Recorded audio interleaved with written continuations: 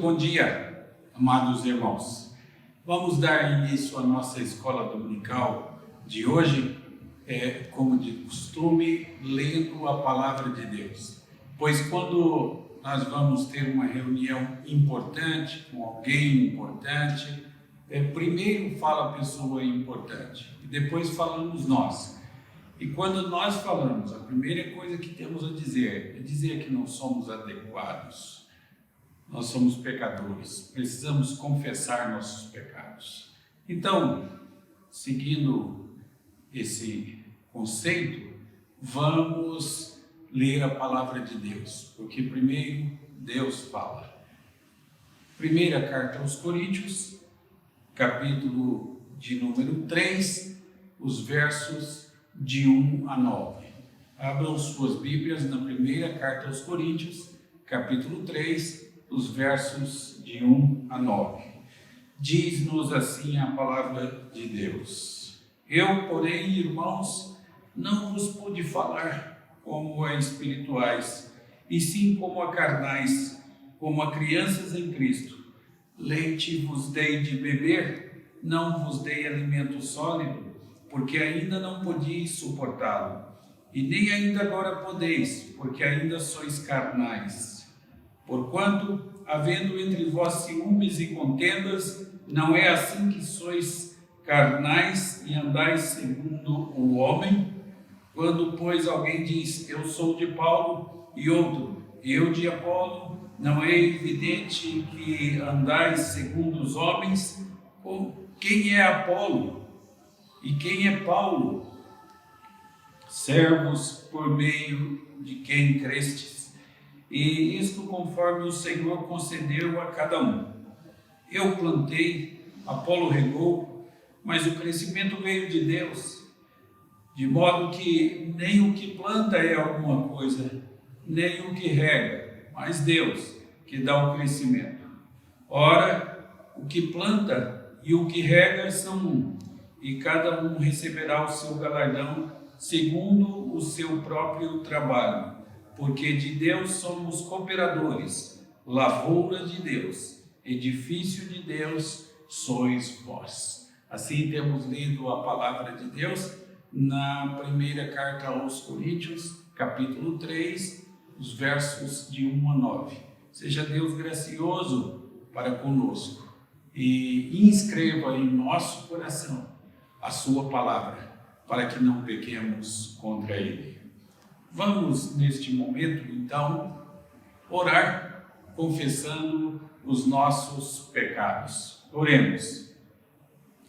Senhor, nosso Deus e Pai, ao olhar para a Tua beleza, santidade, majestade e pureza, olhamos também para nós e só enxergamos pecado e maldade em nós. Pecamos com nossas atitudes, pecamos com nossas palavras, pecamos com nossos pensamentos, pecamos pelas nossas ações e pecamos por nossas omissões.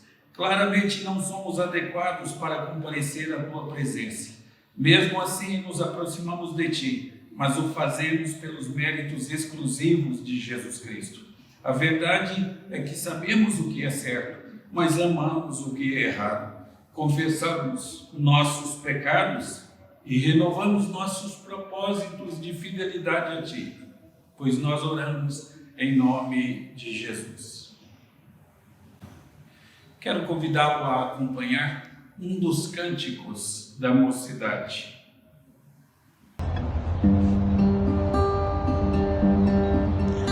Em espírito, em verdade, te adoramos, te adoramos. Em espírito, em verdade, te adoramos, te adoramos. Rei dos reis e Senhor, te entregamos nosso viver.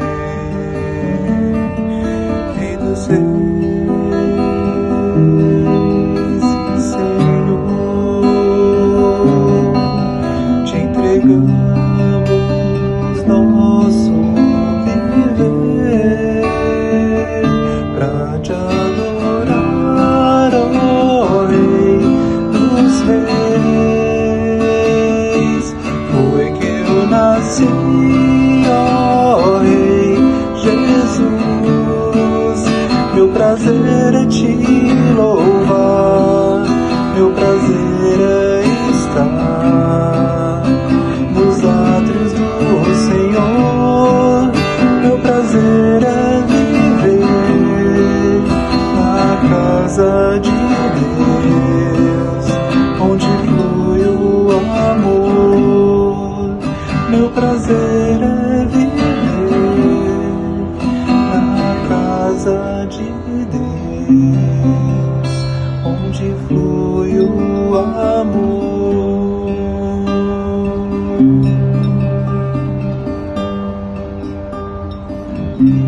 Vamos neste instante orar, intercedendo pela nossa igreja, intercedendo pelo nosso país e intercedendo pelo mundo com a pandemia que aí está. Oremos ao Senhor. Ó Deus, em cuja presença nos encontramos, chegamos diante de Ti para derramar no nosso coração e para dizer que não temos a quem recorrer senão a Ti somente. Tu sabes que a Tua igreja se encontra privada de suas reuniões presenciais e da comunhão com os irmãos. Assim queremos suplicar que Tu abençoes o Teu povo, fazendo de cada lar um templo e uma escola. Um templo em que o Teu nome seja glorificado e cultuado. Uma escola em que a Tua palavra seja estudada, aprendida e ensinada. Senhor, queremos suplicar em favor do mundo que sofre com o novo coronavírus. Pedimos em favor dos cientistas para que sejam iluminados por Ti na produção de uma vacina eficaz. Pedimos em favor daqueles que trabalham em pesquisa, buscando medicamentos que impeçam o avanço dessa pandemia. Pedimos em favor dos médicos, enfermeiros e daqueles que trabalham em hospitais na linha de frente do combate ao Covid-19. Pedimos em favor das famílias enlutadas e pedimos em favor dos desempregados.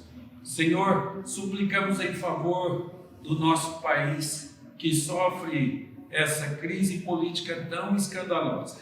Pedimos em favor dos vereadores, prefeitos, deputados estaduais, governadores, deputados federais, senadores, do presidente da República e seus ministros e do sistema judiciário. Rogamos que inclines o coração de nossos líderes para que decidam coisas boas para o nosso país e para que, assim, o Teu povo viva em paz. Pedimos isso em nome de Jesus. Amém.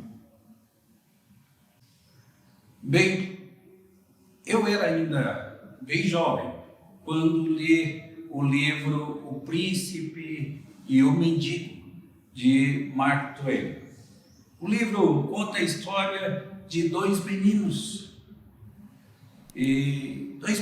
da mesma idade, que sem explicação tinha uma semelhança misteriosa um com o outro.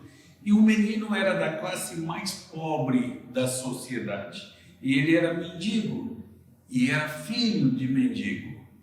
E o outro menino era o príncipe da coroa da Inglaterra, filho do rei e era herdeiro do trono. E por casualidade, os meninos se conheceram e decidiram que eles poderiam se divertir mudando os papéis por uma tarde. E o menino mendigo vestiu as roupas reais e o jovem príncipe vestiu os trapos do mendigo. E a semelhança deles era tão grande que não era possível distingui-los. Bem, o pequeno mendigo ficou no palácio e o jovem príncipe saiu para as ruas sujas.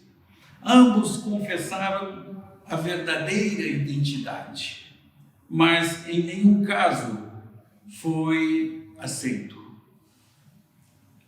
Afinal de contas, o mendigo que estava usando as roupas do príncipe se parecia tanto com o príncipe cujo papel ele havia assumido. E o jovem príncipe que se vestiu de trapos foi tido definitivamente como mendigo. E o resto do livro conta as aventuras deles e as tentativas do jovem príncipe de recuperar a sua posição real. Os coríntios eram iguais a esse príncipe. Eles eram filhos do rei. Eles eram co-herdeiros com Jesus Cristo. E eles eram possuidores de todas as bênçãos espirituais. Mas eles tinham trocado as roupas reais por trapos de mendigos. Eles venderam o modo de vida correto, cristão, por roupas de incredulidade. Eles trocaram as roupas celestiais por roupas de mendigos de incredulidade. A semelhança era misteriosa. E se você olhasse a vida deles por fora, você não poderia dizer a diferença entre eles e os pagãos da cidade de Corinto. E é por isso que Paulo se dirige à igreja de Corinto. Paulo demonstra que pareciam e agiam como carnais, como pessoas do mundo. A vida deles não era diferente da vida das pessoas do mundo. Ok, então, irmãos, é esta passagem que nós vamos estudar, vamos nos concentrar no texto. Vejam aí os versos 1 e 2. Paulo diz assim: eu, porém, irmãos, não vos pude falar como a espirituais, e sim como a carnais, como a crianças em Cristo. Leite vos dei a beber, não vos dei alimento sólido, porque ainda não podíeis suportá-lo, nem ainda agora podeis, porque ainda sois carnais. Antes de Paulo demonstrar que os coríntios estavam agora na vida espiritual, ele volta primeiro ao ponto de conversão daquelas pessoas de Corinto. E ele pinta a condição original e a condição infantil deles. E quando Paulo chegou a Corinto, ele não encontrou uma igreja pronta, cheia, uma igreja desenvolvida. Não, ele não encontrou isso. Uma igreja esperando por ele. E para falar a verdade, ele nem encontrou uma igreja. O que ele achou foi aqueles cujos corações tinham sido preparados para ouvir a mensagem do evangelho que ele pregaria. Ele simplesmente pregou a eles e eles creram e receberam. E é por isso que ele começa este capítulo chamando-os de irmãos, porque eles creram e receberam o evangelho. Mas a condição deles aqui é uma condição de infantilidade. Qual é a sua condição como cristão? O verso 1 nos diz assim: eu, porém, irmãos, não vos pude falar como a espirituais, e sim como a carnais, como a crianças em Cristo.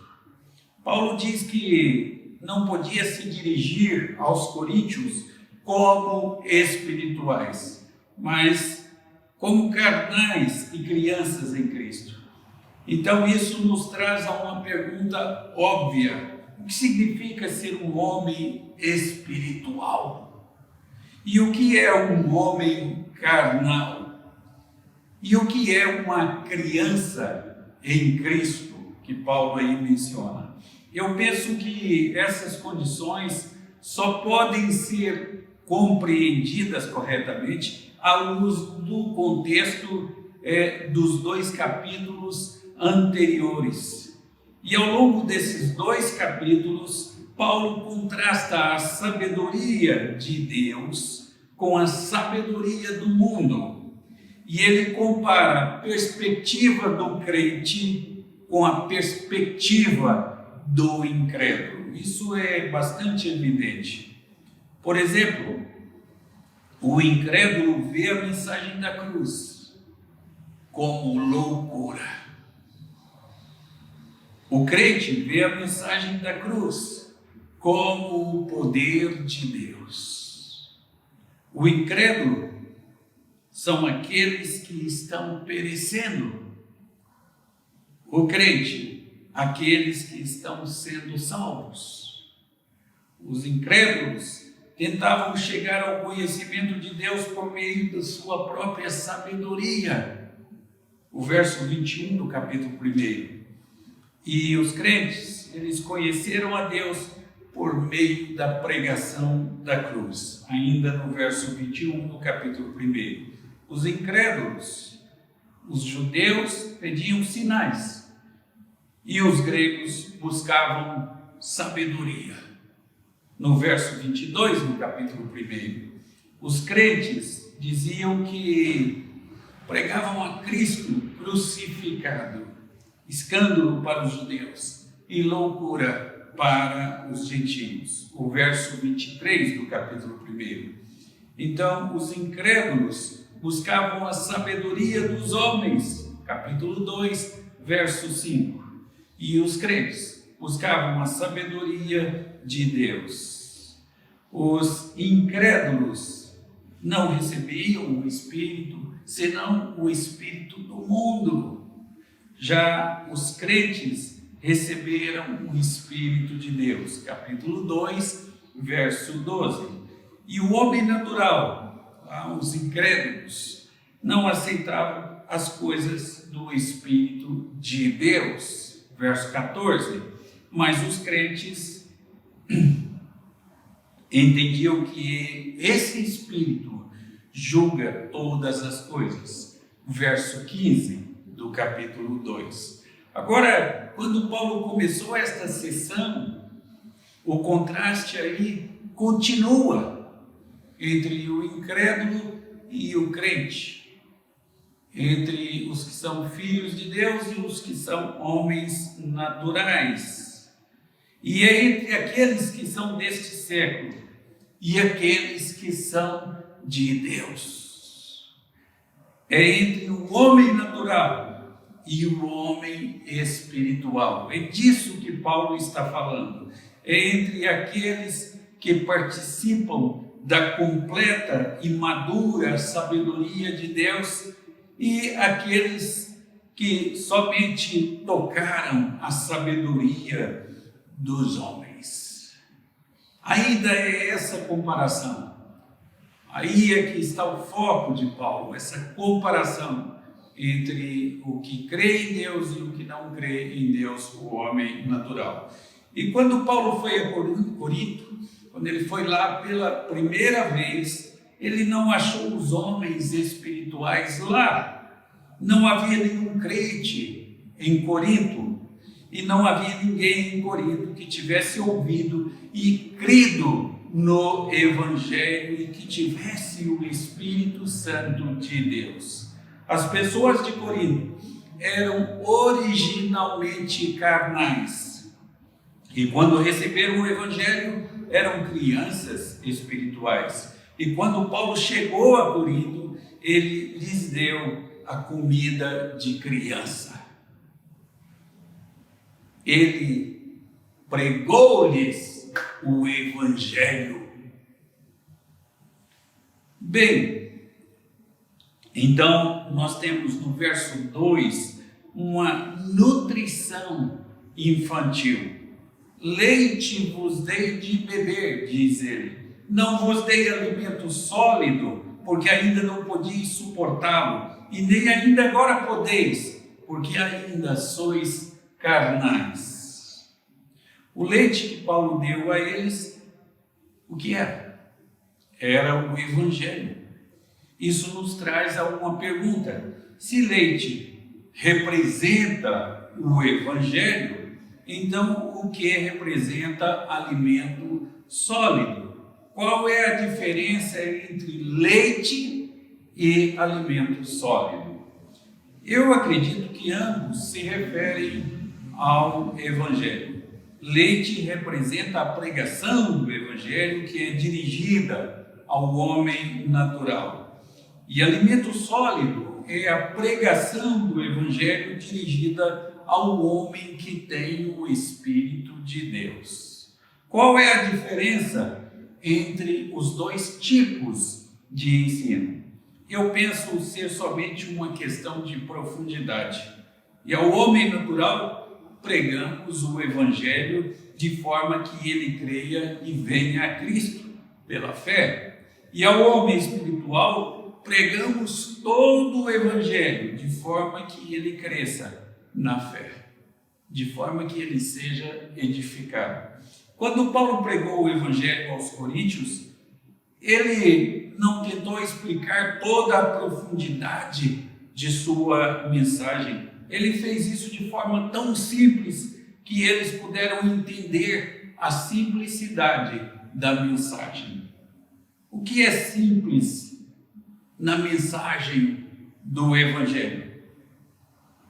É a mensagem da cruz. Muito simples. É a mensagem que Deus se tornou homem e veio à terra para morrer em uma cruz pelos nossos pecados. É que ele morreu e ressuscitou dos mortos.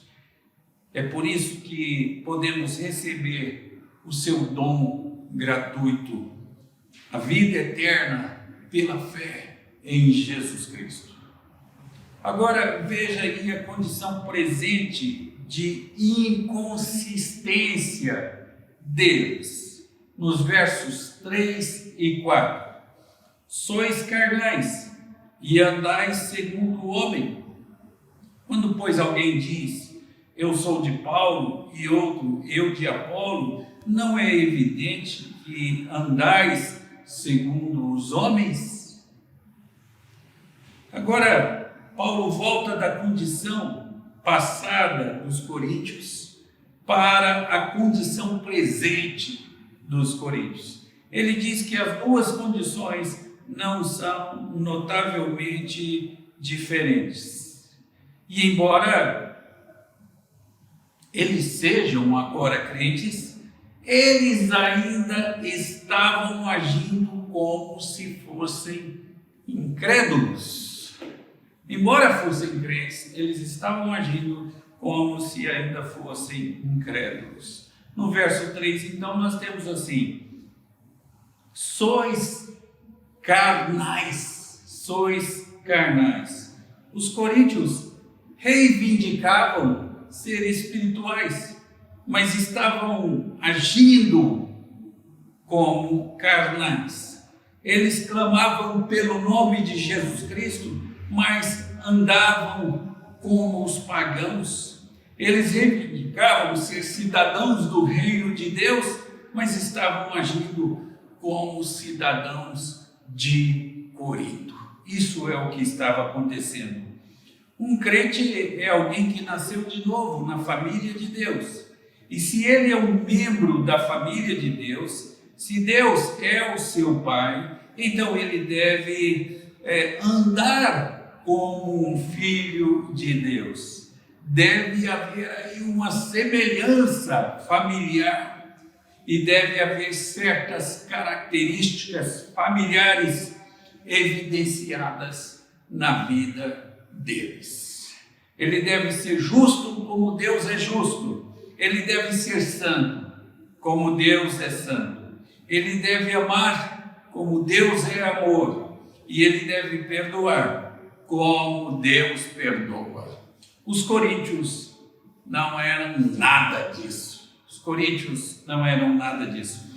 Eles não manifestavam nenhuma das características familiares do seu pai espiritual. Ao invés de serem espirituais, eles eram carnais, continuavam nos pecados. E ao invés de caminhar com Jesus Cristo, eles caminhavam como meros homens. Isso era comprovado pelo fato de que havia ciúmes, pelo fato de que havia contendas entre eles.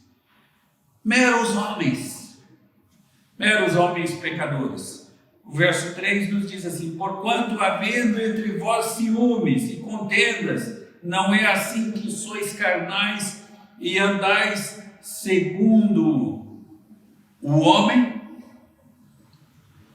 Bem, as divisões existentes na igreja de Corinto eram evidências do fato de que eles eram carnais.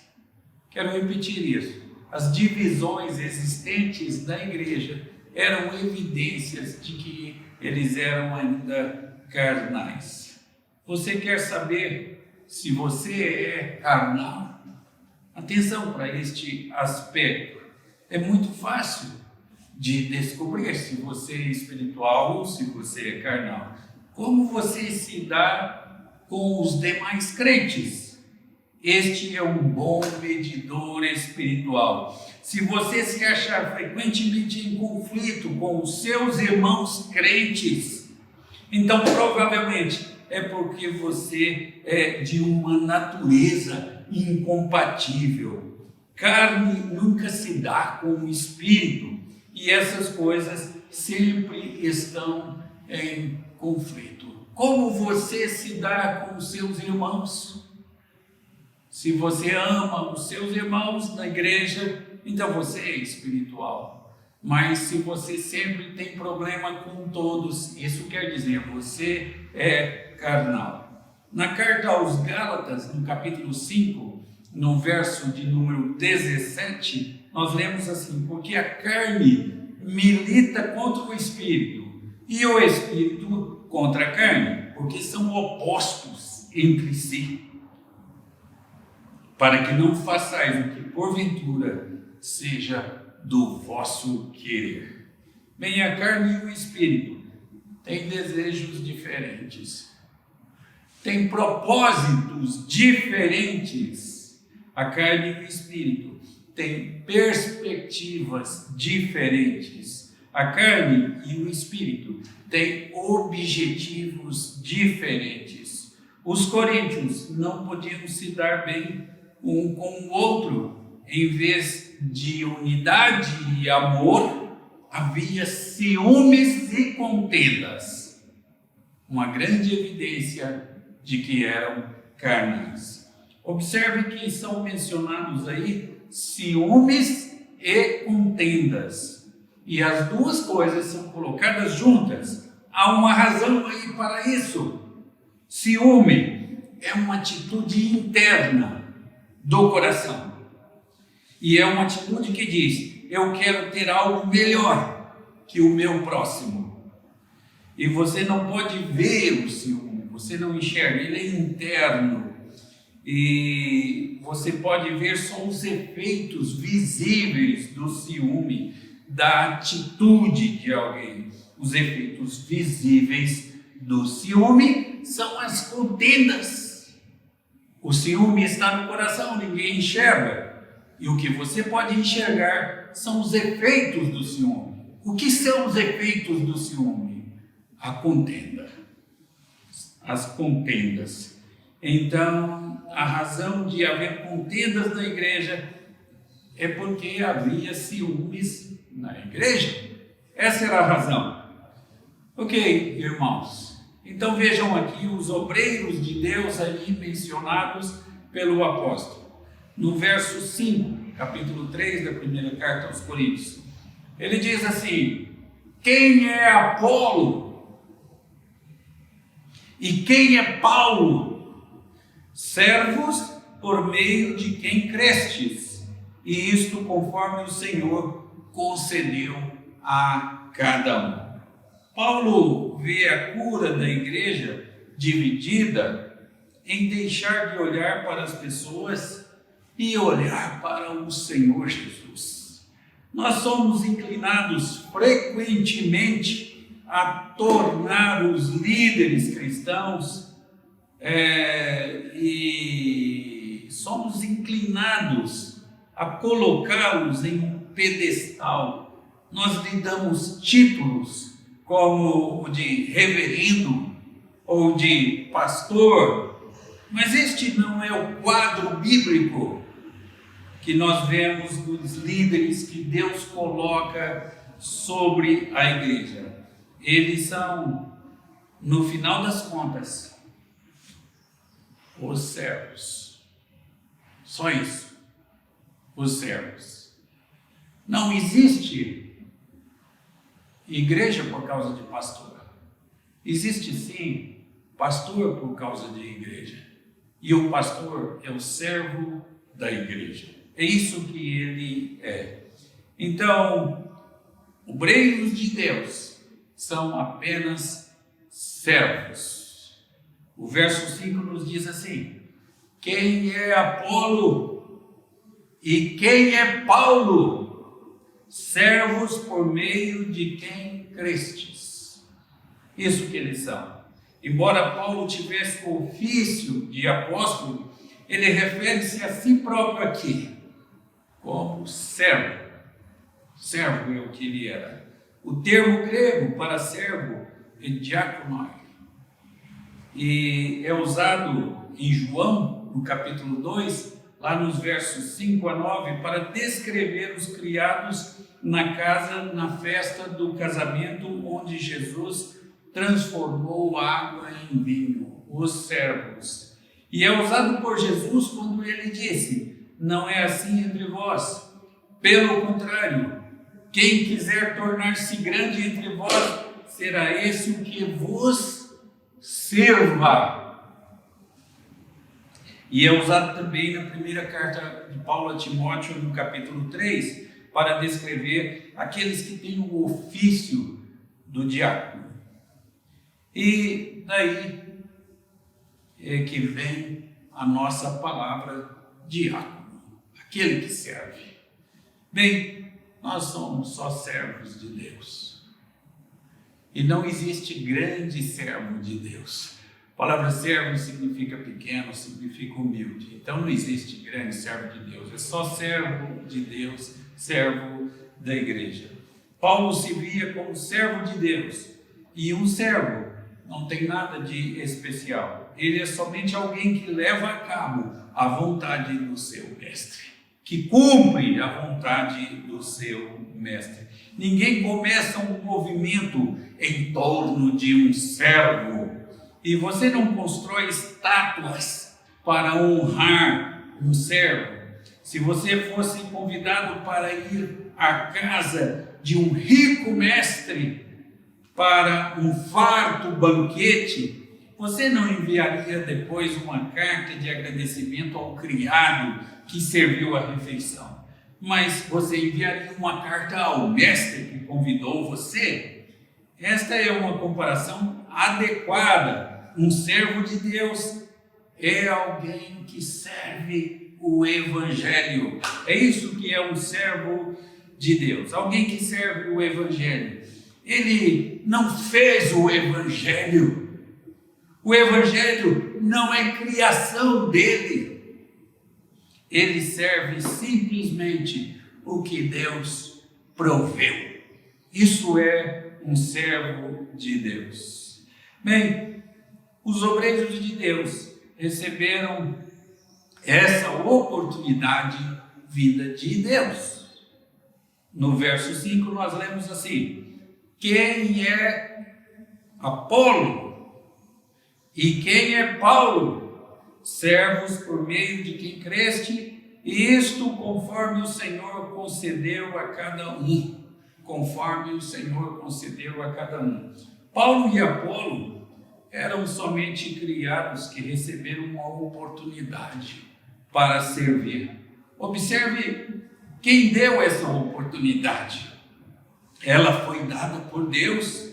Há uma verdade aqui maravilhosa, é que Deus é quem torna possível a um homem crer. E se você acredita em Jesus Cristo como seu Senhor e o seu Salvador, então é porque Deus lhe deu uma oportunidade para acreditar. Ele não só trouxe o Evangelho até você, mas ele também trouxe você até o Evangelho. Pode ser visto isso no texto de João, capítulo 6, os versos 44 e 45. Diz assim: ninguém pode vir a mim, se o Pai que me enviou não o trouxer, e eu o ressuscitarei no último dia. E está escrito nos profetas, e serão todos ensinados por Deus. Portanto, todo aquele que da parte do Pai tem ouvido e aprendido, esse vem de mim. Bem, irmãos, Jesus diz que o motivo dos homens virem a Deus é que Ele os atraiu. Literalmente, os arrastou. Por que isso é assim? Porque os homens não virão pela própria iniciativa dos homens. É por essa razão. O homem natural não busca as coisas de Deus. A carne não deseja as coisas do Espírito. É por essa razão. Então, se o homem vem a Cristo, é porque Deus faz um trabalho especial no coração desse homem. E justamente por isso, se um homem cresce em Cristo, é porque Deus lhe dá o crescimento. Deus é quem dá esse crescimento. Isso é visto nos versos 6 e 7, aí do capítulo 3 da primeira carta aos Coríntios. Diz assim: eu plantei, Apolo regou, mas o crescimento veio de Deus. De modo que nem o que planta é alguma coisa, nem o que rega, mas Deus que dá o crescimento. Isso é tão claro, isso é tão óbvio, tão evidente nesta passagem.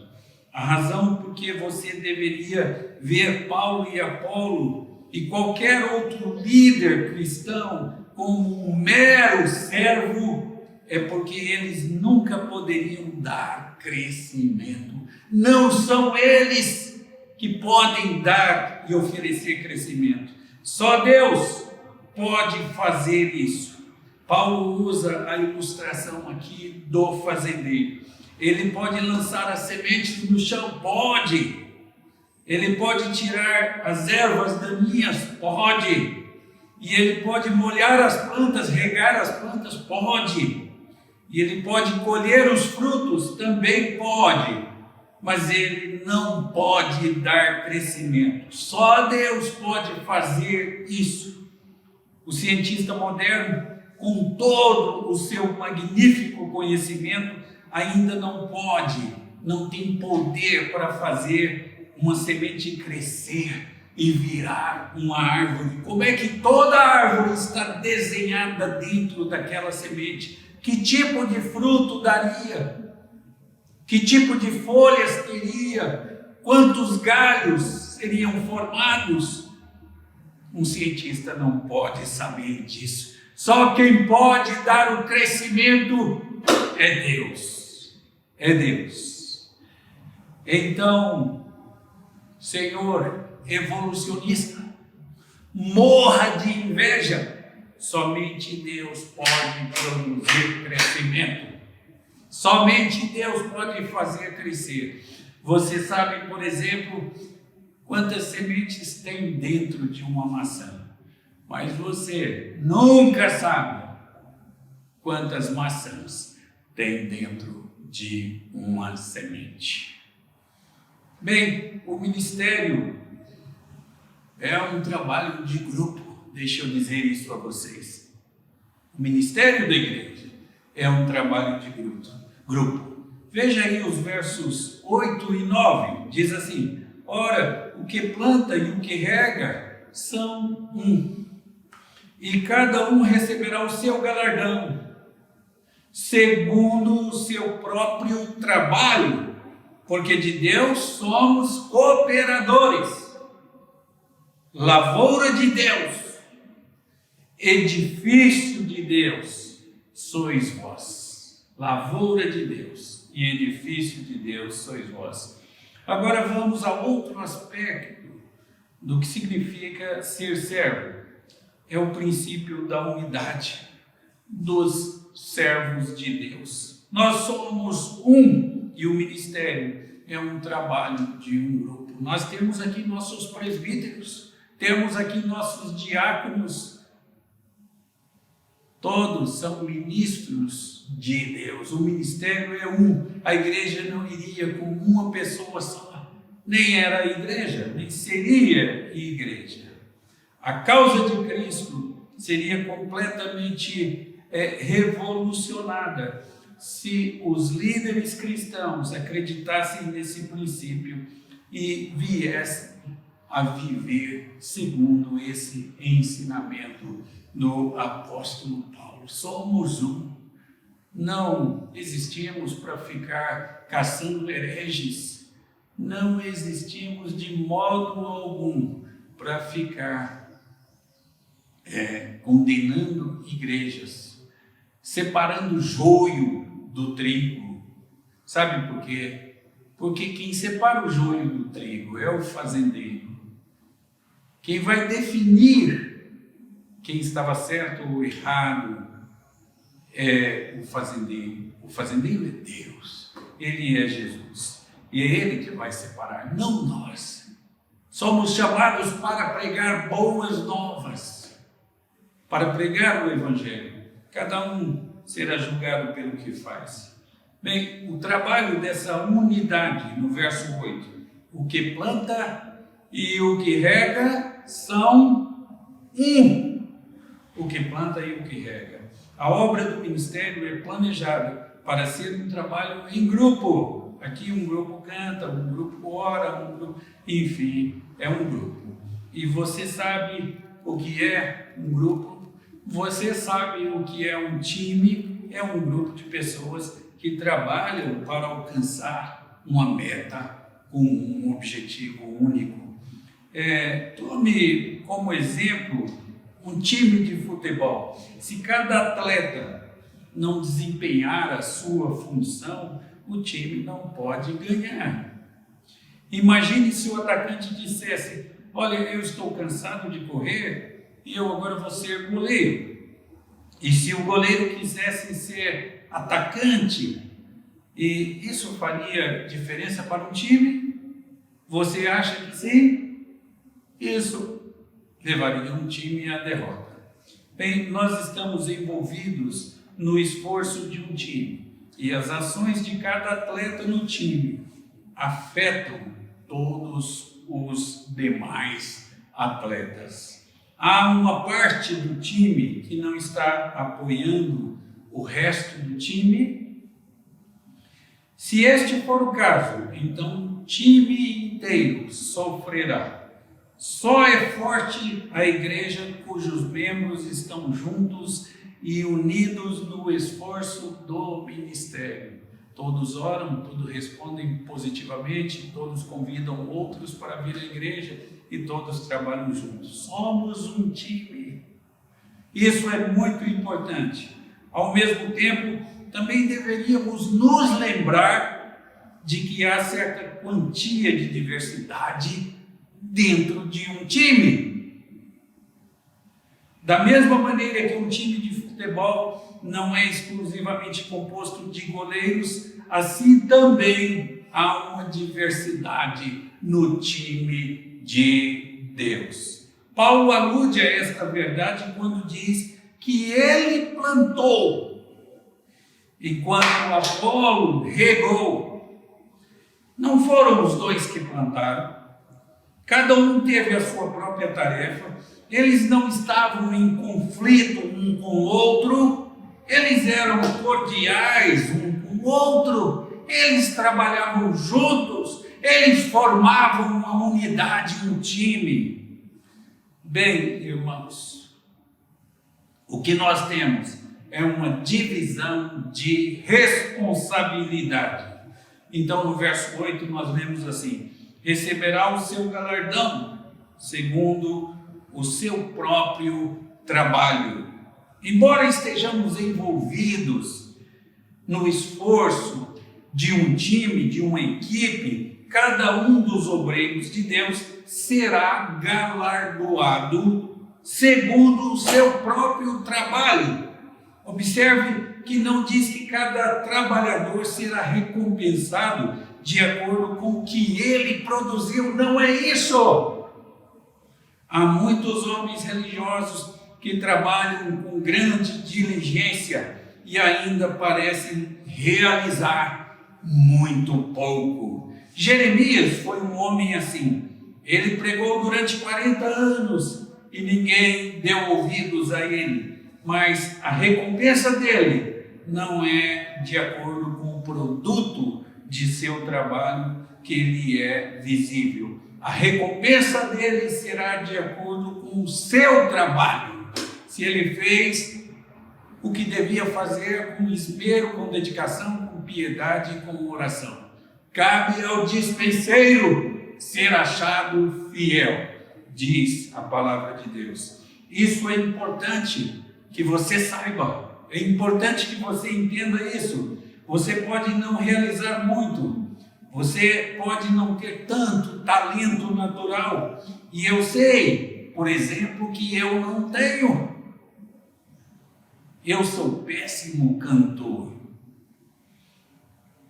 eu sou pecador, eu não tenho tantos dons naturais, e se eu olhar só para o resultado visível do meu trabalho, eu serei inclinado ao desencorajamento.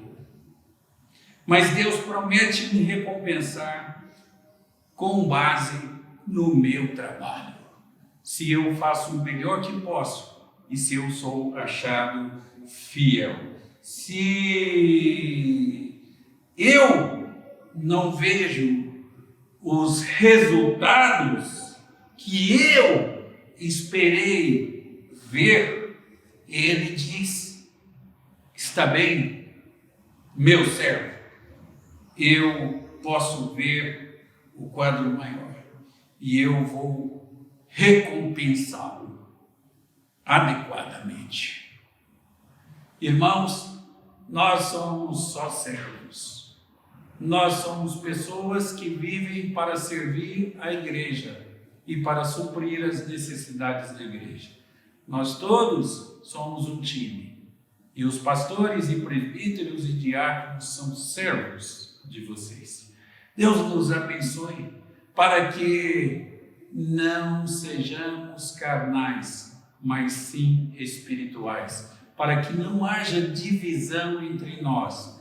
Porque ciúmes e contendas, ciúmes mostram o que há no coração, e contendas tornam esses ciúmes visíveis entre as pessoas, conhecido das pessoas. Você quer saber se você é espiritual? Quer saber se você é carnal? Bem, como você trata os demais crentes, como você vê os demais crentes. As divisões são evidências claras da falta de espiritualidade. Deus assim nos abençoe para que sejamos sempre espirituais. Amém. Em resposta ao que acabamos de estudar na Palavra de Deus, vamos orar ao Senhor. Oremos. Senhor, nosso Deus e nosso Pai, louvamos o Teu nome pela Tua Palavra. Ela nos ensina a orar pelos motivos corretos. Ajuda-nos a lê-la, ajuda-nos a compreendê-la e, compreendendo-a, a colocá-la em prática em nossa vida. Queremos orar na direção correta, pelos motivos corretos e com confiança. Queremos ser filhos melhores, queremos amar o próximo e queremos Te amar acima de todas as coisas. Queremos, Senhor, ter paz com todos os povos. Queremos ser um verdadeiro templo onde os homens venham buscar a Deus. Queremos desempenhar nosso ministério, desenvolver nossos dons para que sejamos úteis no Teu reino. Queremos caminhar de forma diferente, ver a luz ser compassivos, agir como Cristo, viver sem presunção, exibir uma natureza renovada e queremos usar aquilo que foi criado para nós. Queremos não apenas saber o que é certo, queremos também fazer o que é certo. Pedimos isso em nome de Jesus. Amém. Vamos, neste instante, acompanhar mais um cântico da mocidade.